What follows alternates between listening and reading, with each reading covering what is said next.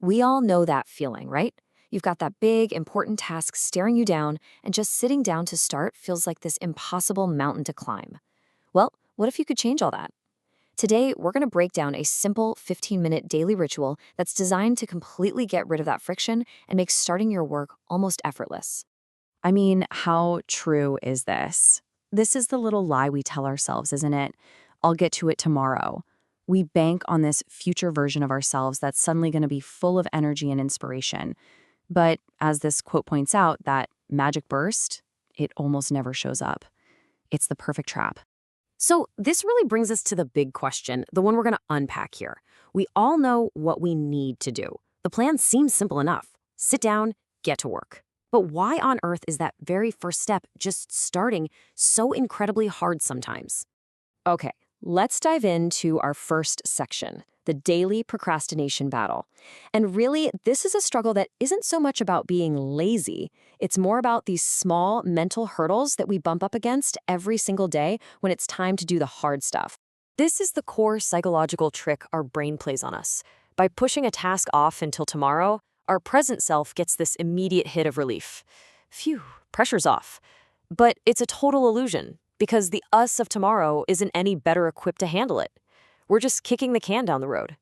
So what if there was a way to win this battle before it even gets going? Well, that brings us to the whole point of this explainer, the 15-minute promise. And this isn't about trying to find more willpower out of thin air.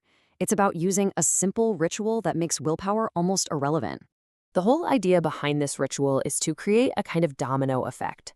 It's just a sequence of really small, super easy actions, and they're all designed to do one thing and one thing only: get rid of the friction of starting. It's like building this little wave of momentum that carries you right into your most important work, almost without you even noticing. And here's where we get into the nitty-gritty. The first part of the ritual is all about priming your brain. You see, before you can do that deep, focused work, you've got to get your mind ready for it. So these first couple of steps are all about creating the perfect mental setup for focus. So the ritual kicks off with two things that sound almost ridiculously simple. First, you make coffee. Second, you write a to-do list on actual paper. Now, I know what you're thinking. That's it? But these aren't just random tasks. They are very deliberate psychological triggers, and the magic is in how they actually work. Yeah, this is where that classic idea of a Pavlovian response comes into play. The act of making coffee is so much more than just a caffeine hit. The whole process, the sound of the machine, the smell, the warmth of the mug, it all becomes this powerful psychological trigger. You're basically training your brain to associate this whole sequence with focus. It's a clear signal that says, okay, it's time to work. Okay, next up, we move from digital chaos to good old-fashioned analog clarity. Think about it. Our digital to-do lists can so easily become these massive, overwhelming graveyards for tasks we'll never get to. But a physical, handwritten list, that's different. It's tactile, it's right there in front of you. The act of writing forces you to be selective and to prioritize, and that gives you instant clarity on what really matters today. And this part right here is absolutely crucial. Your list should not have 20 items on it. The rule is simple. Identify just 1 to 3 tasks. That's it. These are the big ones, the needle movers, the things that if you get them done, you've basically won the day. This constraint, this limit, it's a feature, not a bug. It kills that feeling of overwhelm before you even start. All right, so now that your brain is primed, we move into the second phase of the ritual, creating your bubble. This is all about engineering your physical and digital space to ruthlessly, and I mean ruthlessly, protect your focus from all the noise of the outside world. And the next 3 steps are what build this protective barrier around you. First, find some solitude, get away from people. Second, put on your headphones. And third, and this one is key, brutally eliminate all the digital distractions from your environment. You know, solitude isn't just about escaping noise. It's about creating mental space.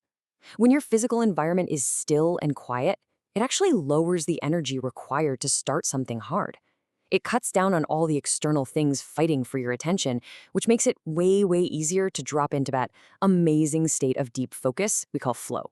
Now, headphones, they have this awesome dual purpose. Internally, yeah, they block out distracting sounds. But externally, they are the universal do not disturb sign. It's a clear physical signal to everyone around you that you are locked in and should not be interrupted. It's like an instant force field for your focus bubble. And finally, you have got to be merciless with digital temptations. Use an app blocker on your computer to stop that unconscious flinch to open a new tab and check social media. And for your phone, don't just silence it. The real power move? Temporarily delete the most distracting apps.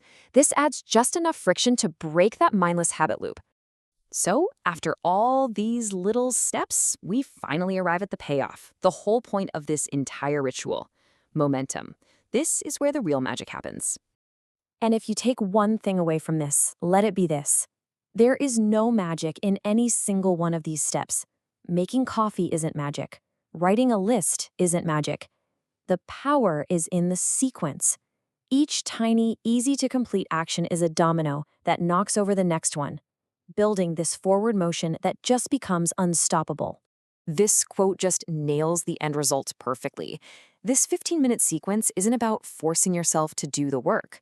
It's about building this psychological runway. By the time you finish the ritual, you're not fighting against procrastination anymore. You're literally being carried into your most important work by the force of that momentum you just built.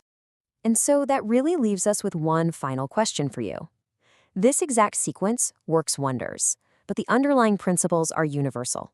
So take a minute and think, what small steps could you chain together tomorrow morning to build your own unstoppable 15-minute momentum ritual?